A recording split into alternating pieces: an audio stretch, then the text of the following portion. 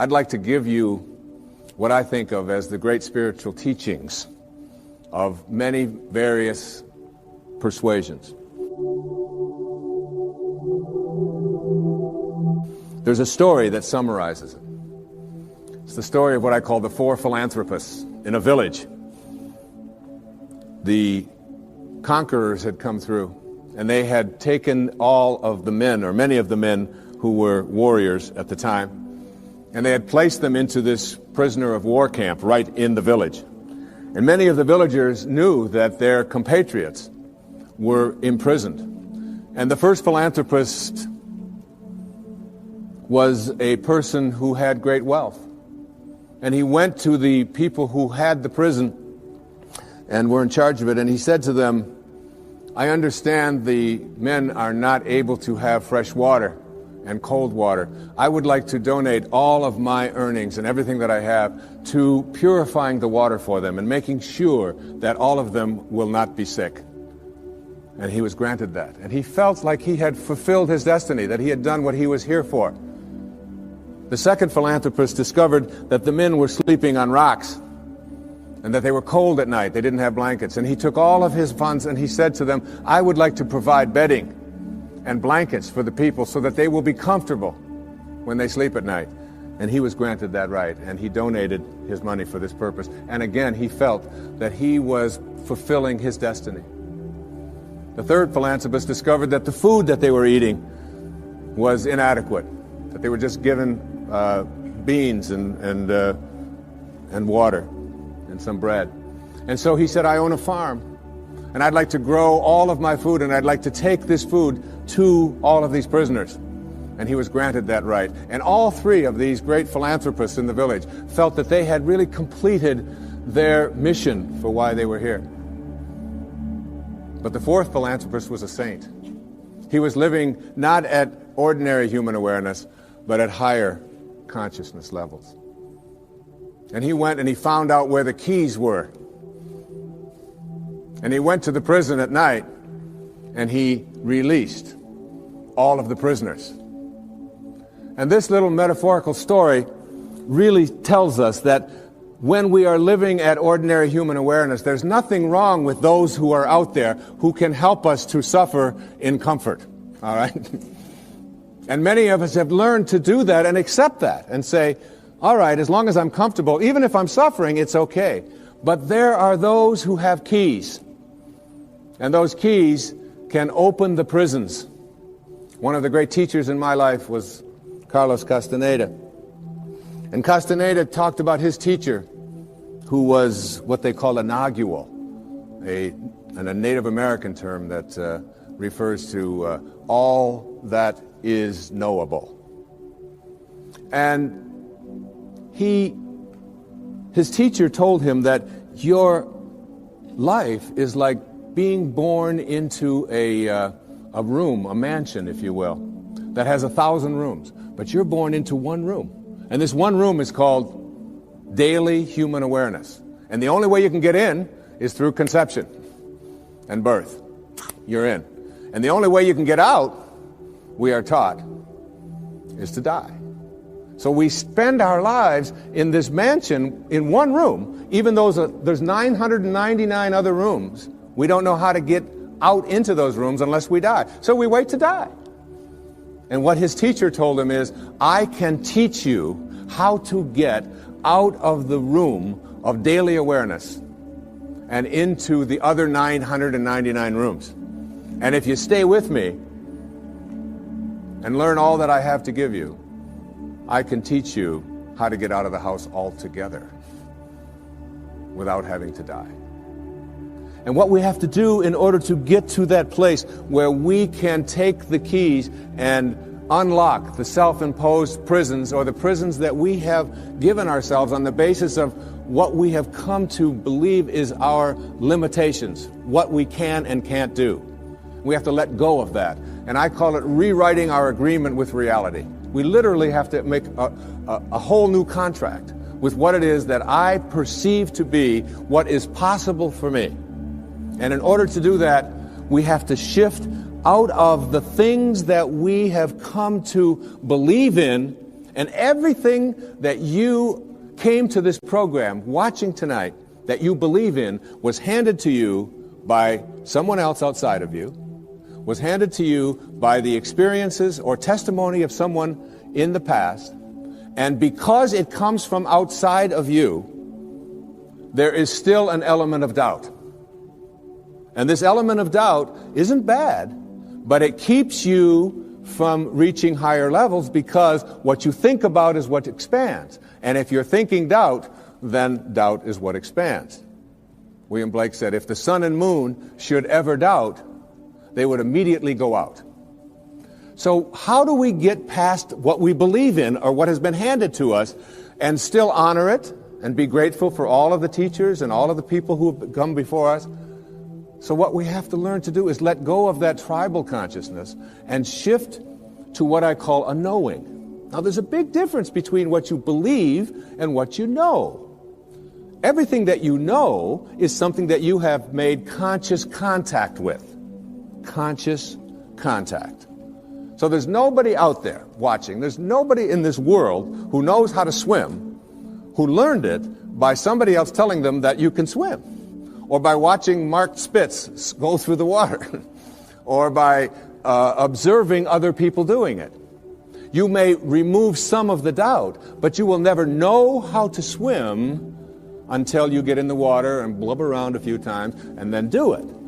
And then you'll have a knowing. And that knowing is something that you'll never lose, just like riding a bicycle or dancing the Macarena or making a lemon meringue pie or anything that you know how to do. It's because you've made conscious contact. And I'd like to suggest that there's a big difference between knowing about a divine presence, knowing about a sacred awareness, knowing about God, and knowing God.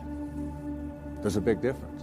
Just like there's a big difference between knowing about the possibility of being able to heal myself of something that is bothering me, perhaps a disease process. I perhaps may believe that it's possible because I've read other people and I've heard others say it.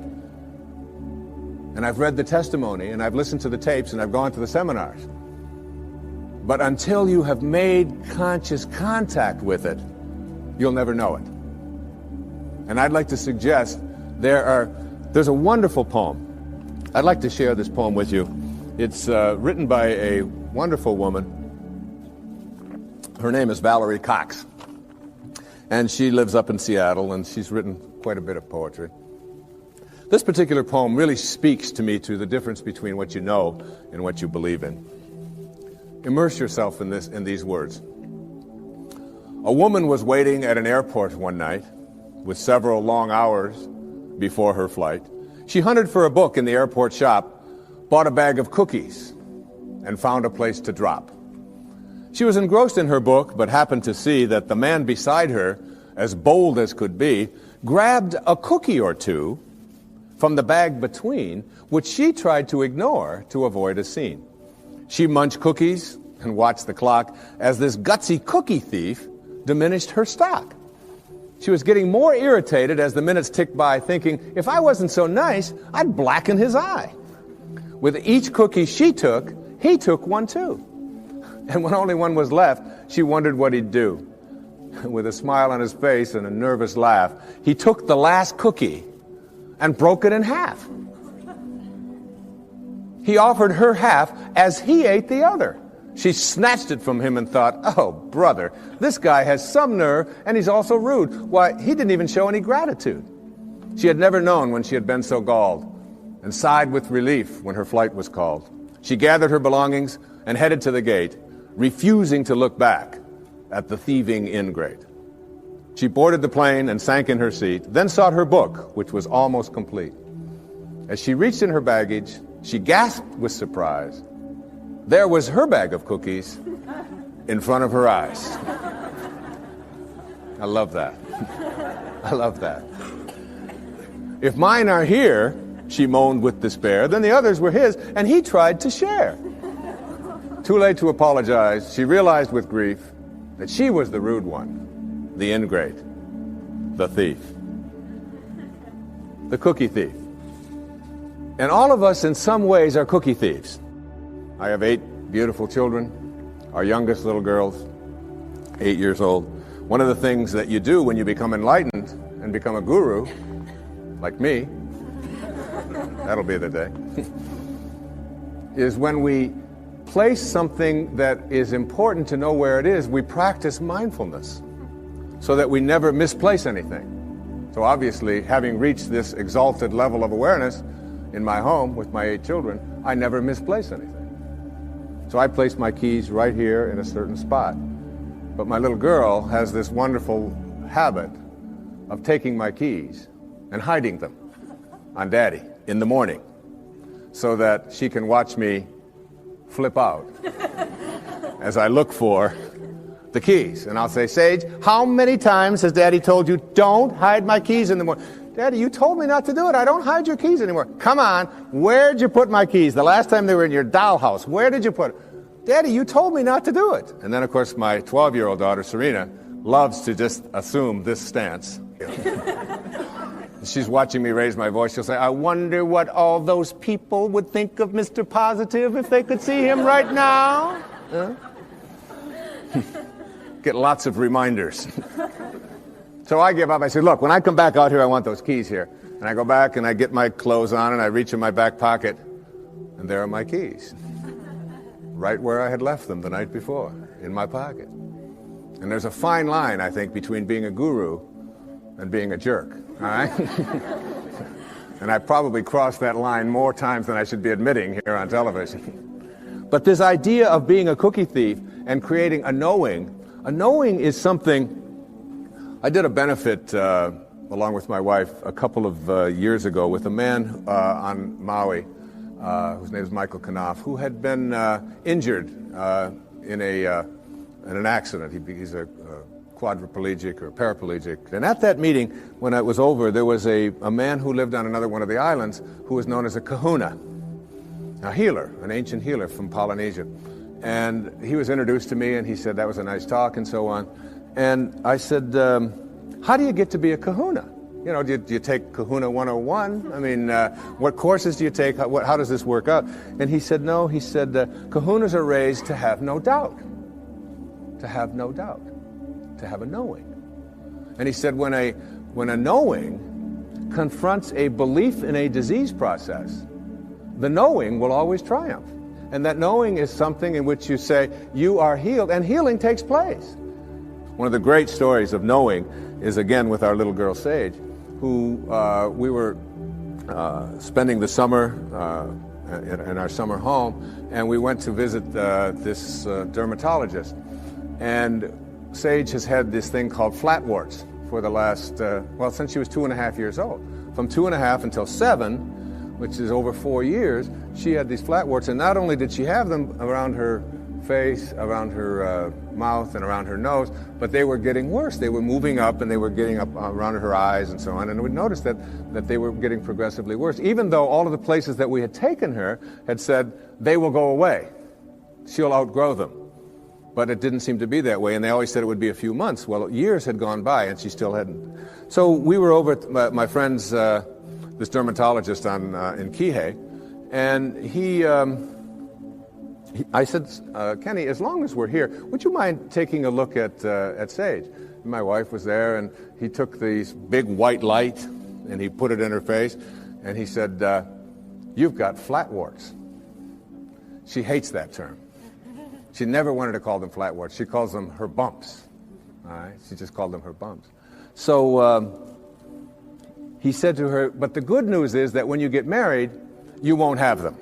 Well, she's 7.5, going, oh, who is this dork you've got me talking to now? And then he said to her something. He said, we can't burn them off, and there's no medicine that we can give them. But he did say something to the effect that the ability to rid yourself of these things is within yourself. And that if you can call upon that healing capacity in you and begin to talk to these bumps in a way in which you ask them to leave, that you have a much greater chance of getting rid of them faster than anything that I could give you, and we certainly can't burn them off because we might scar your pretty face. And that's basically the message that he gave us. I'm paraphrasing it. So we went back that night to where we were staying, and there was a whole bunch of kids there, as there always are when we're staying, and all of their friends were there. And we walked into the bedroom, and it was late at night, and over in the corner, on her air mattress, was Sage. And she had the blankets pulled up over her head, and she had a flashlight underneath the blankets. And I went over and I lifted up the blanket. I said, honey, is everything all right? She said, shh, I'm talking to my bumps. And I left the room and I came into my wife in the other bedroom. And I said, honey, you're not going to believe this, but Sage is in there talking to her bumps. Isn't that great?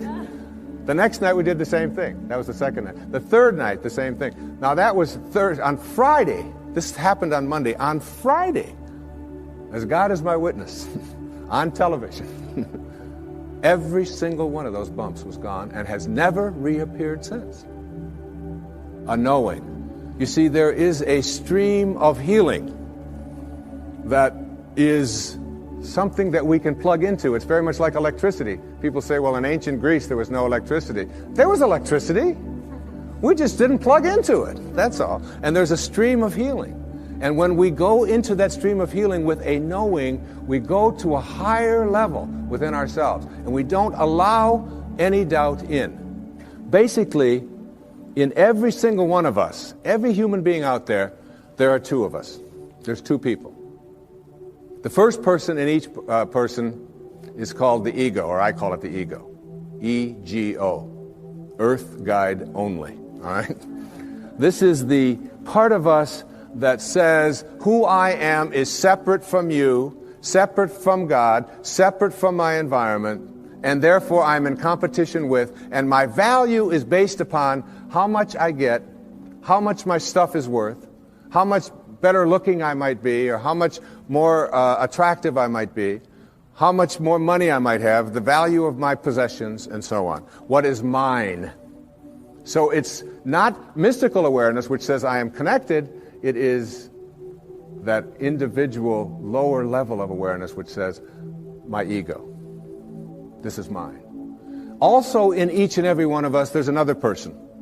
And this other person is called what I call the sacred self, or the higher self. And this sacred or higher self really doesn't care how much you get. It doesn't care who you're better than. It doesn't care how much stuff you have. It's not interested in any of that. The problem is that we very seldom listen to it. We pay very little attention to it. This higher or sacred part of us wants only one thing. It wants us to be at peace. At peace. Whatever choice you make in every interaction you have, make the choice to be at peace, your sacred or higher self says. Whereas your ego says, oh, no. It's much more important to be right. And so we find people in relationships struggling a lot.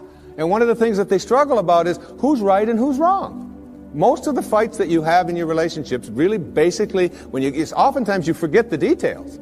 But it's basically about who's right and who's wrong. So that if you want to have your higher or your sacred part of you ruling in your life, I suggest this to you. Practice being kind rather than right. When you have the choice, and you have the choice in your relationships with your spouse and your ex-spouse, with your parents, with your grandparents, with your in-laws, with strangers on the freeway, with flight attendants, with waiters, with whomever you interact, if you can just subdue this ego part of you which says, it's important for me to be right, which will introduce you to stress and anxiety and fear and so much of the stuff that I talked about earlier, and instead say, how can I suspend this part of me and allow the part of me that wants to be at peace, that wants to be happy, that wants to be fulfilled. And if I said to you, I'm going to give you a magic wand, and with this magic wand, I am going to allow you to just wave it and get anything that you want. Whatever you want. You can have this, you can have this car, you can have these nice clothes over here, you can have this home, whatever it is. Or I said to you, in lieu of that, I'm going to give you another wand, and you can wave this, and for every moment for the rest of your life, you'll be at peace. Whatever comes along, you'll be able to choose peace. And basically, we know that we're only here for a very short time. And being able to choose peace, which is what the sacred part of you begs you, the higher self. Once you get that, you begin to shift away, and you stop telling yourself that the people who are close to me in relationship with me are the people who don't belong there.